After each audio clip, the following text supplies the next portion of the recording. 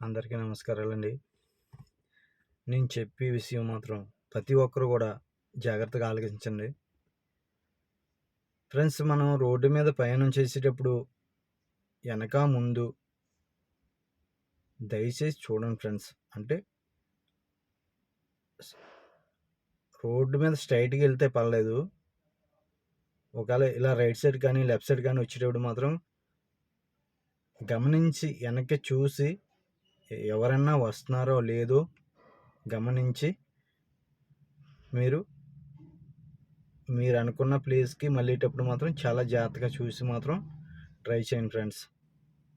అంటే నా ఒక్కరి గురించి నేను చెప్తలేదు ఫ్రెండ్స్.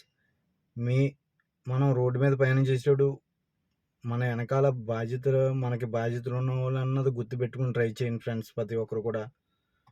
అలాగే నిన్న సామలకోటకి కాకినాడకి మయంగా ఒక ఆయన రోడ్డు మీదకి వెళ్తున్నాడు. తన వెనకాల ఒక లారీ వెళ్తుంది. ఆ లారీ వెనకాల నేను వెళ్తున్నాను.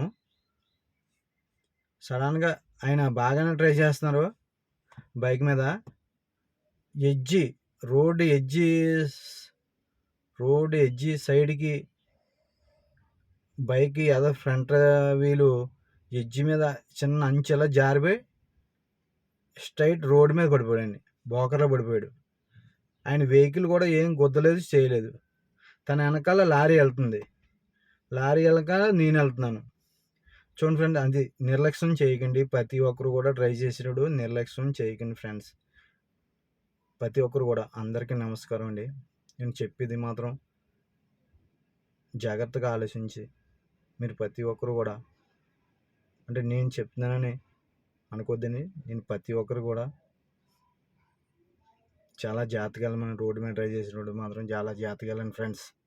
మరీ కోరుకుంటూ మీ పల్లెటూరు వీడియోస్